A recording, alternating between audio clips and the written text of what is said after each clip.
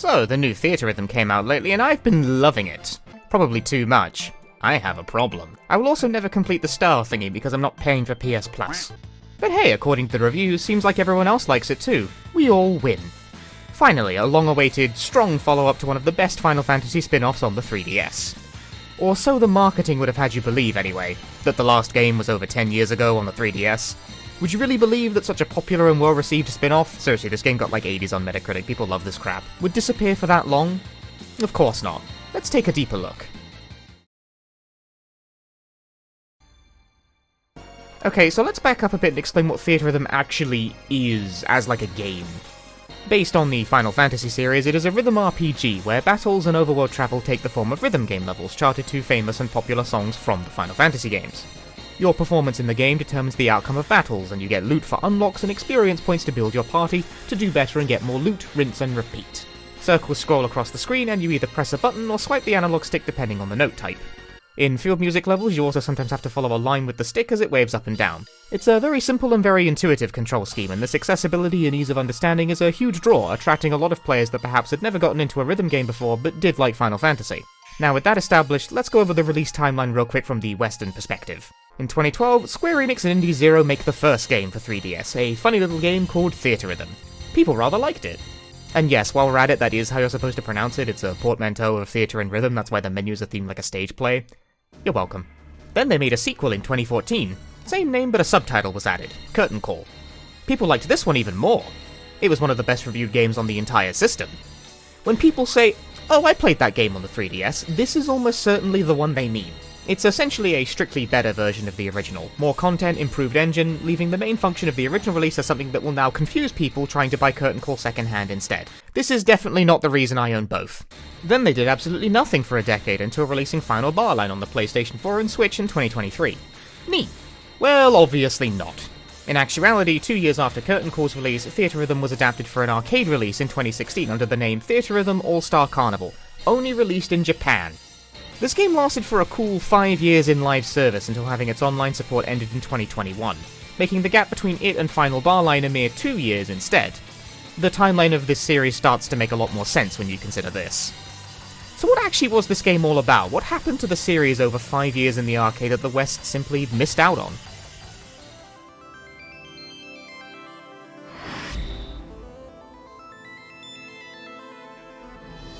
So the first question that I think would come to mind would be, how did they adapt this game to the arcade in the first place? Theatrhythm was made for the 3DS, how does that translate to the big cabinet experience? So let's take a look at said cabinet. Now, this is probably slightly baffling at first glance, but it's actually quite simple.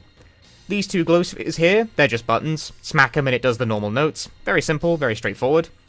The larger, kind of vaguely transparent orb next to them, those are actually the sticks. They're kind of strangely proportioned, they're like nipples. I've actually had the luxury to play on an actual cabinet a couple of times, and it's not quite as intuitive as just an analog stick, but you get used to it eventually. You slide the nipples in any given direction to do the slide notes. The monitor is actually a touchscreen, but this is exclusively used to navigate menus and a couple of other minor things. You cannot play the game via touch. Sorry anyone who preferred to play Curtain Call via touchscreen, you gotta get used to the buttons now. So you have 2 buttons and 2 sticks now, and every single song in the game, almost all of which are carried over from Curtain Call, almost, we'll get to it, have been recharted with these new mechanics in mind. Dual notes, double flicks, the works. Additionally, the 3DS game was, frankly, a bit on the easy side for rhythm games, so in order to keep the interest of the arcade-going music gamers who are notoriously terrifying, the supreme difficulty was added to give those nut bars something to occupy themselves with. And by those nut bars, I mean me.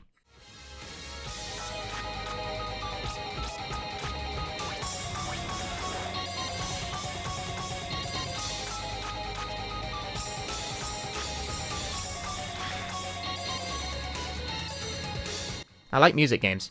But hang on, Punchy, enough showing off for a moment. How is this different from Final Barline? All those features are in that game too.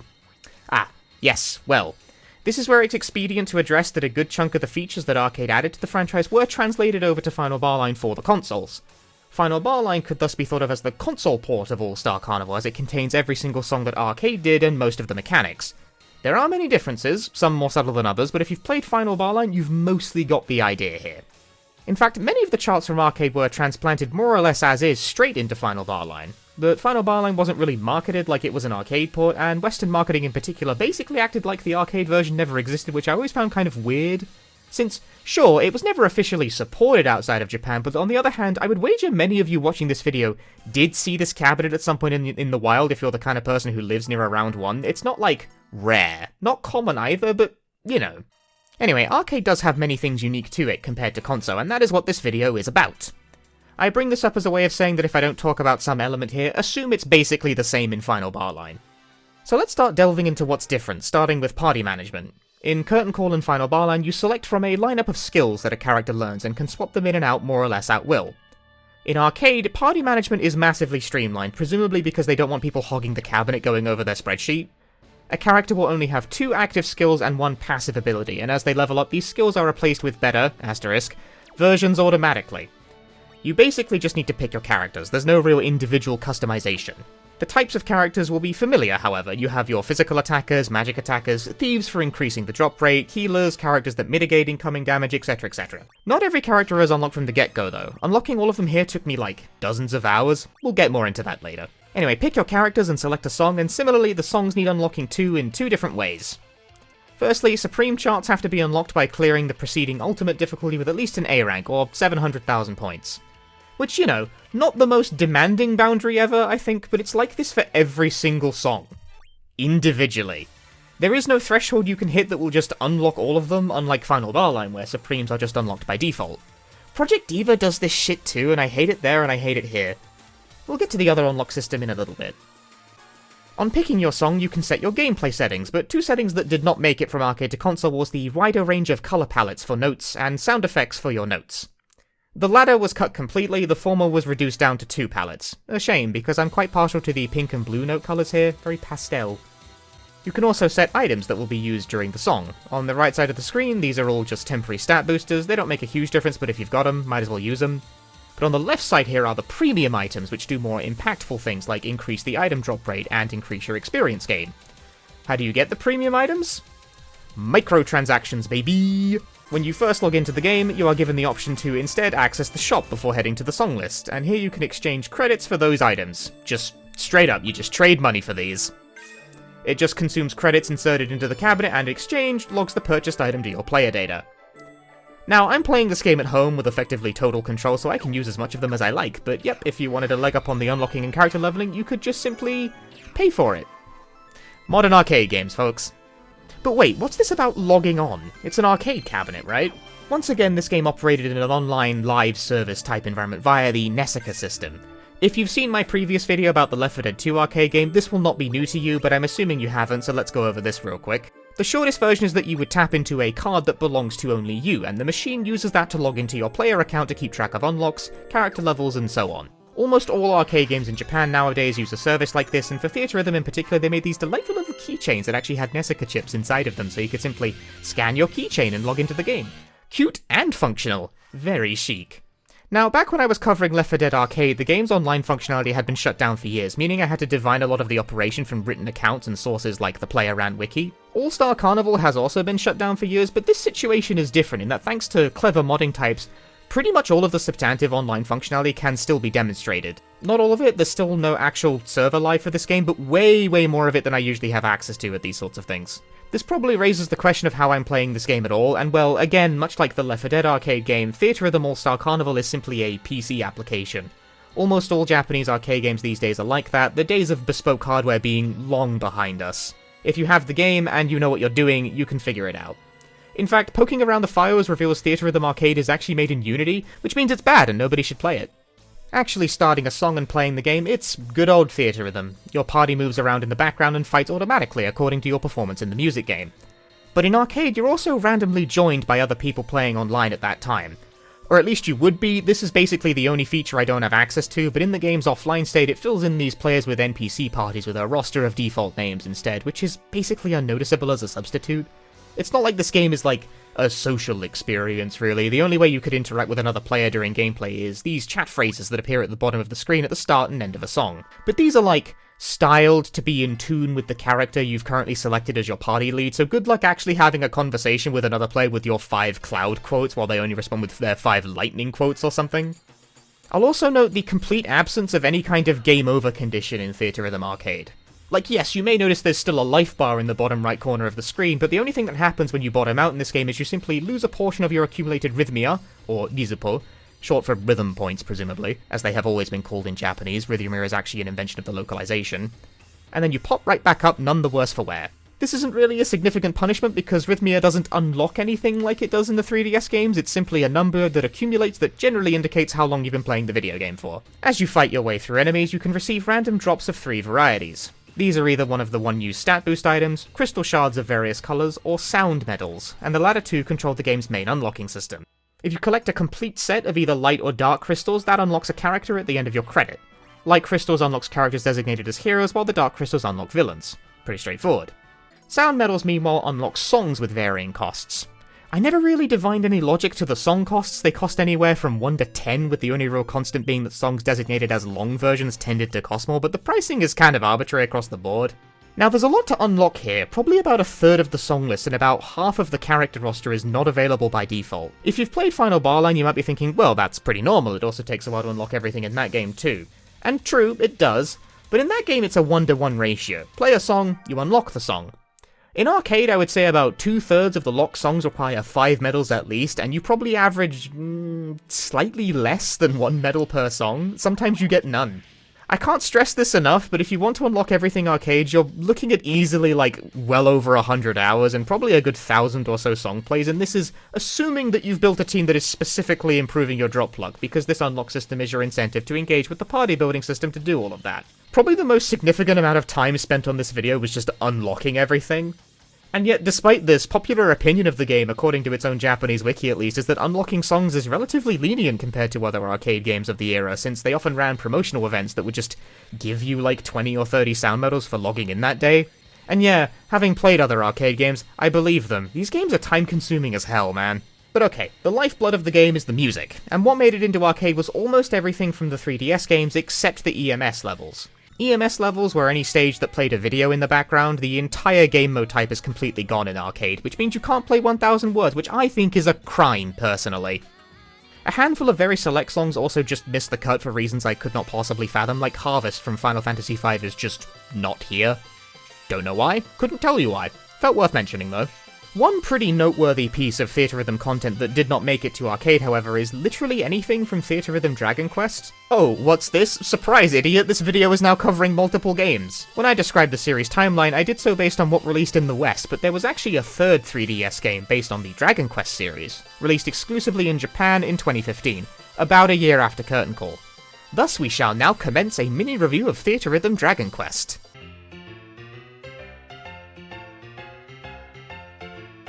Theatrhythm Dragon Quest is Theatrhythm but with Dragon Quest songs. This concludes my mini-review. Okay, now I have a bit more to say than that, but the basic core of that is true. The major shakeups to the formula is that the battle scenes are presented in the first person with the notes scrolling down the screen rather than sideways, in keeping with the traditional perspective of Dragon Quest games, which is cute, although the note scroll is very strange. One quirk of the 3DS games is that notes scroll faster depending on the difficulty, rather than the scroll speed being under player control, but Dragon Quest Theatrhythm scrolling is really weird, where notes seem to suddenly scroll faster as they move along the screen, and this effect is highly disorienting on max difficulty. It's a bit like playing Dance Dance Revolution with the boost modifier constantly turned on. Something that also shocks me is that despite the graphics not seeming especially intensive, one thing that's been added from Curtain Call is the presence of dropped frames during the battle scenes. Yeah, like the worst genre this can happen with, but sometimes during battle music frames can just drop if too much happens at once. This is bewildering and annoying considering Curtain Call is rock solid in this regard. It never drops frames and this problem is seemingly exclusive to the battle scenes. Doesn't happen with field music. The other major change to the formula is that the characters in combat actually have limited MP to use their skills with, and there's more of an emphasis placed on issuing strategies to individual party members to manage that MP for efficiency. In theory, anyway. In practice, I found making everyone operate on full blast all the time and just hitting the notes good allowed me to clear all missions in the game's quest mode with absolutely no issue.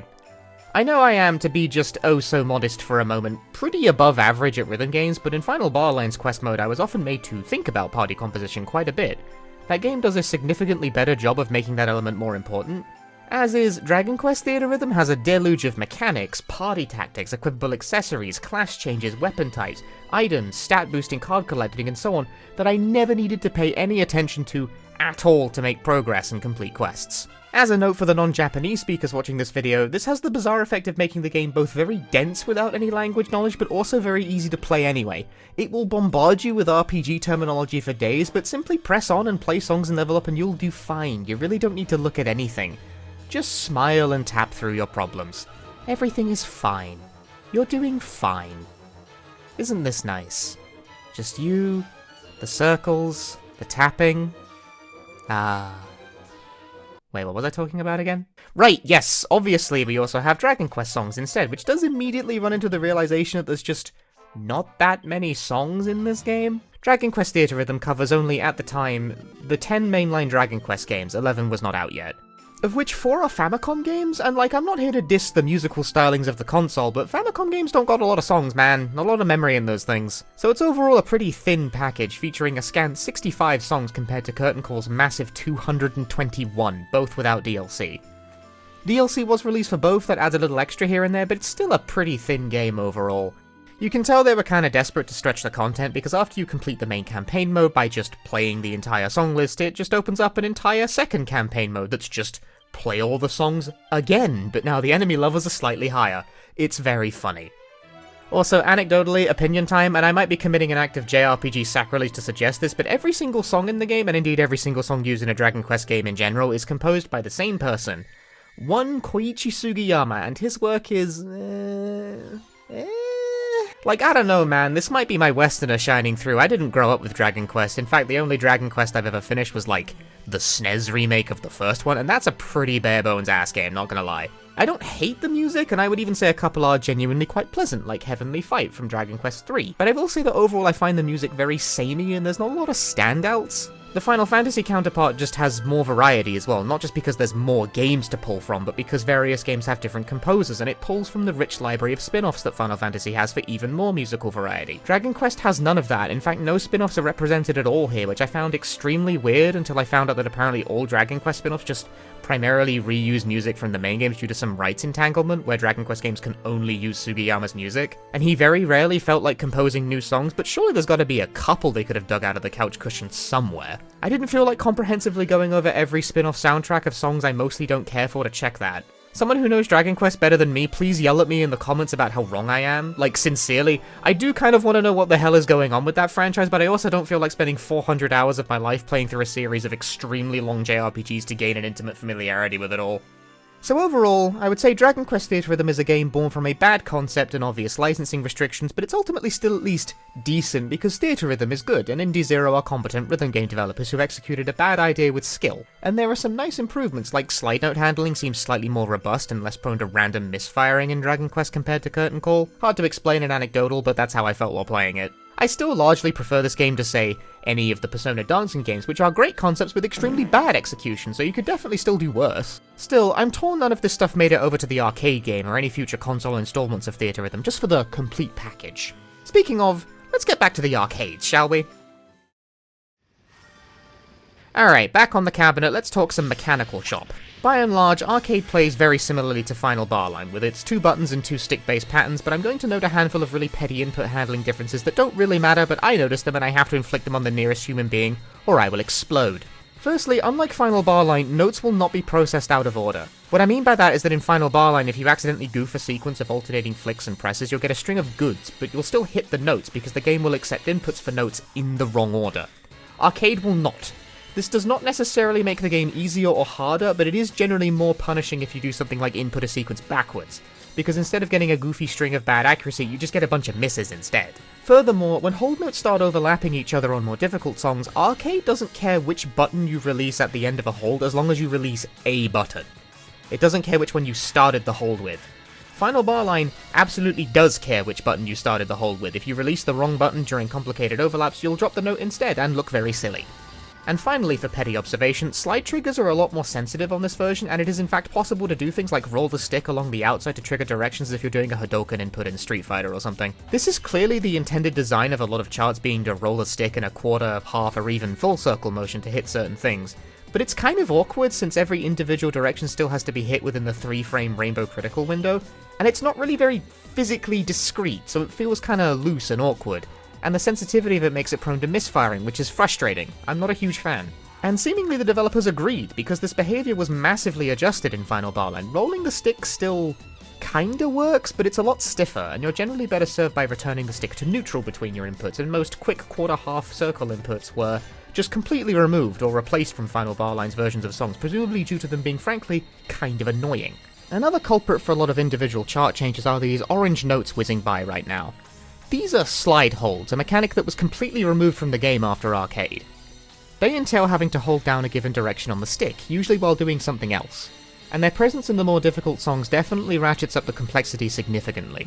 In Final Barline, these were completely removed, and generally replaced with just another normal hold instead, since that game allows you to input using more than 2 buttons, resulting in complicated 3 or even 4 button arrangements instead.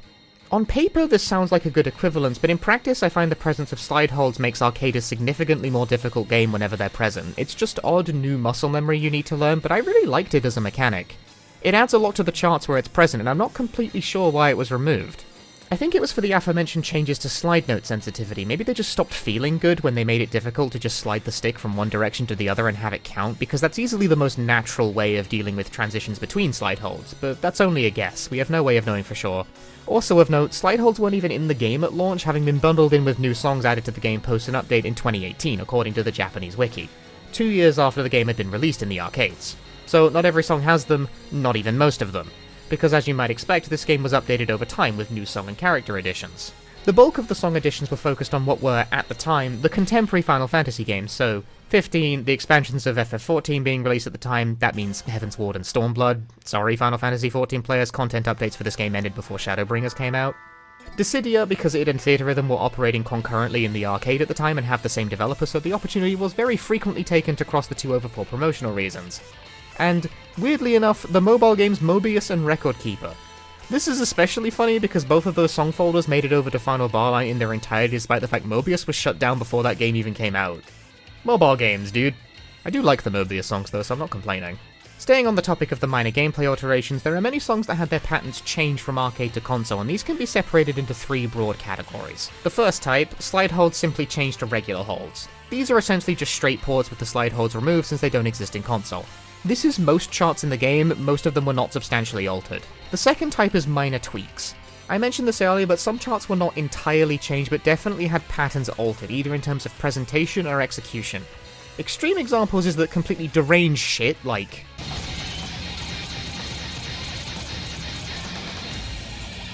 that, was completely removed and replaced with something more reasonable in the console version. In general, these pattern alterations trend towards making the game easier on the console version, but not always. For instance, Contest of Aeons was altered in such a way that I think actually makes the console version harder. I don't know if that was the intent, but that's how I feel. But generally, the highest end of things was toned down rather than scaled up.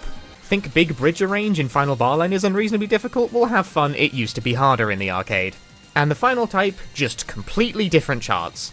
Some charts were basically just totally deleted and replaced with new ones in Final Barline. My favourite example being Hill of Destiny from Mystic Quest. The arcade chart is fucking bonkers.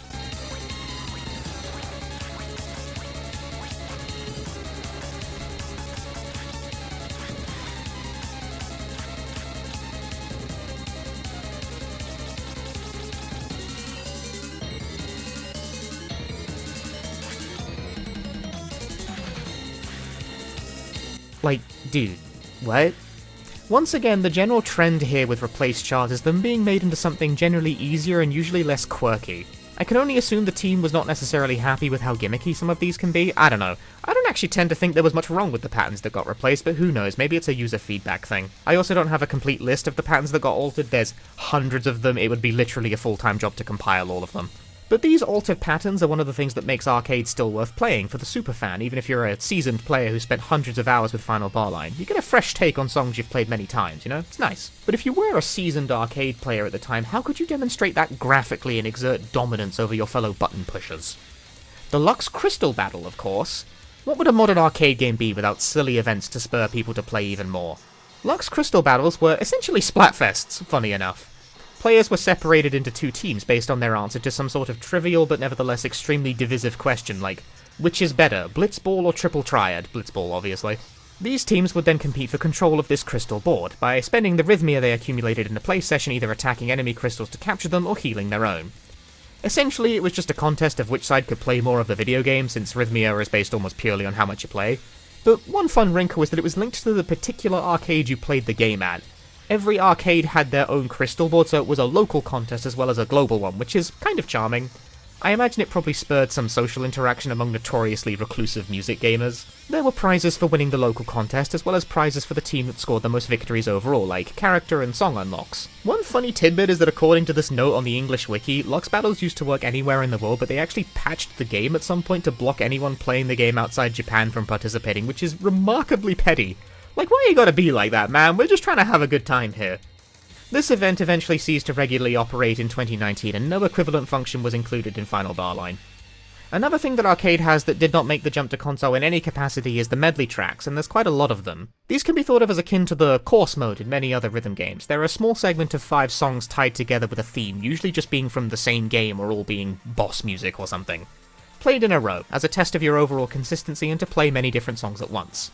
They are longer than single songs, naturally, and count as 2 songs out of your allotted 3 for a single credit.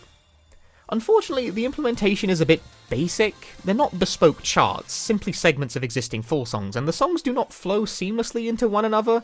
There's always a full fade out and fade in for each new song in the medley. Medleys did not make a return in Final Barlight, and while it would have been nice if they were included and perhaps could have been better integrated into the quest mode in that game, I'm not exactly mourning their absence either. I've been told these were intended to be used as, like, song previews to give people a taste of many songs so they could find out which ones they would want to play, but I'm not sure I buy this explanation, because you'd have to unlock a lot of the medleys, and they tend to cost 10 sound medals, the most that any unlock will cost. Who's spending 10 of their hard-earned sound medals on previews? You can preview songs from the song select, for God's sake. Speaking of unlocks, let's get back to those. I said you unlock songs and characters with medals and shards, respectively. But what happens to those when you run out of stuff to unlock? Well, fret not, arcade gamer, because if you wanted a functionally endless grind, boy has Theatrhythm got you covered. When all characters are unlocked, collecting enough shards will instead enable you to acquire 1 collector card of a character instead, of which there are degrees of rarity, just like the console game. But each collector card you acquire actually increases that character's level cap past 99, up to a new limit of 200. I never even got close to pushing the cap that high, or even getting a character to 99, much less 200 in like several dozen hours of footage. How the hell did anyone have time for this, dude? Seriously. Sound medals also gain a similar system, where every 5 medals collected enables you to collect a song jacket corresponding to a particular song. This increases your heart level on that song, and that song only. What does heart level do? Well, you see the notes that have a slight rainbow colour outline as you play? Heart level increases the likeliness of notes being one of those. They're like super crits, they make you deal more damage. In arcade, these are randomly distributed over the song at timed intervals, with the heart level making them appear more frequently. According to this chart from the wiki, the max heart level is 200, at which point they will appear every 6 seconds. I do not want to think about how much you would have to actually play to increase any particular song to 200, given that you are provided a random selection of 3, and you can't guarantee the appearance of any jacket in particular here, but clearly someone did it, because how did it end up on the wiki otherwise? Rhythm gamers are scary, man. And the final unlocking system not previously discussed is the plate system. These were essentially in-game achievements for getting a certain number of plays or accumulating a certain amount of rhythmia and so on, but if it wasn't already clear by now, this is where it becomes crystally apparent that absolutely no single human being ever had a reasonable shot of 100%ing this game in their lifetime, because huge numbers of plates are for absurdly grindy feats like playing 1,000 songs with a particular character. Magnify that out over a character count of slightly over 100 and you get a head-crushing number of required plays. Like, you can do them 4 characters at a time, sure, but it doesn't change the fact that the required play count is still north of like 25,000. I have like 160 hours on Final Barline or something and my play count is a few thousand. Absolutely not happening, bro. But wait, there's something even more unhinged here. Plates for playing the game in individual Japanese prefectures. Yes, achievements for physically going to the different parts of Japan and specifically playing this game in each one, complete with final unlock for playing the game in all 47 goddamn prefectures. This led to one of the funniest wiki pages I've ever seen for a video game, where people were actively tracking the number of still operating cabinets in every single prefecture in the country. This is seemingly still being updated. This page got edited while I was making this video. The dedication simply cannot be matched, man. Music gamers are the strongest warriors of all and will outlive the goddamn apocalypse. And by and large, I doubt anyone had the time to unlock all of this, since Theatrhythm All-Star Carnival's online service was shut down in 2021, putting the game into a permanently offline state, with content updates having been stopped as early as 2019. I want to note as well that unlike my previous video about Left 4 Dead Arcade where the offline update was pretty comprehensive and more or less fully unlocked the game for offline play, Theatrhythm's offline update was conversely extremely lazy, not bothering to unlock anything that would have been previously locked behind the account system, basically permanently disabling the ability to access 2/3 of the song list, most of the characters, and even the Supreme charts, leaving hacking and hobby preservationists as your only recourse here, since even putting the cabinet into event mode won't unlock everything for some reason. So if you do encounter a cabinet in the wild today, give it a try, but also you'll be playing a mere shadow of the live release. A pretty disrespectful note to go out on for what seemed like a pretty popular game if you ask me. I don't have the stats on that, but the fact the game managed to keep going for 2 years after any meaningful content updates stopped does indicate that it was popular and had dedicated players. Unpopular games don't get wikis this detailed, you know? So it does beg the question of why the game was shut down at all. And well, it's probably just lack of ability to add new content. The concept kind of hurt the game here, since they were, for some reason, unwilling to add songs to older games, but with game development now taking like half a decade between major releases, there wasn't a lot of new Final Fantasy games releasing that they could have pulled music from. Final Barline released 2 years after the arcade game shut down, and the only new game they managed to grab music from in the interim was Final Fantasy VII Remake and like 2 songs from the Warriors of Light on DS. And while FF7 Remake soundtrack is incredible, you need more frequent update schedule than that to maintain an arcade rhythm game indefinitely. But well, it's hardly all bad here. Final Barline is an excellent conversion and continuation of the arcade game's content and legacy, being updated even now as I write this, with new songs through DLC, plenty of which never made it to arcade in any form, like Neo The World Ends With You and Xenogears, with more stuff still to be announced. I mean, okay, the unannounced packs are probably Bravely Default in Final Fantasy XVI, but like, still to be announced, technically. I wonder if I can get this video out before those predictions are proven wrong or not. I also predict this video will be ending ooh, yes, there's the fade out. Okay, I'll get my coat. Hey, thank you very much for watching, folks. Hope you enjoyed this exploration / mini review of the Japanese-only Theatrhythm releases. If you enjoyed this, leave a like, consider subscribing, and let me know if there's any other things of this type you would like me to cover in the comments. I'm a huge rhythm game dork if you couldn't tell by now, so I'd very much like to make more things like this in the future, willingness permitting. Also consider checking out my Patreon if you enjoy this, because I have basically no idea if I'm going to be able to monetize this video since it heavily uses, you know, music from Square Enix games, and Dragon Quest in particular they can be kind of fussy about, so Patreon helps me to not have to worry about whether or not I will be uploading smack into something that gets instantly content ID'd. Once again, thank you very much for watching, and I will see you all next time. Ta-da!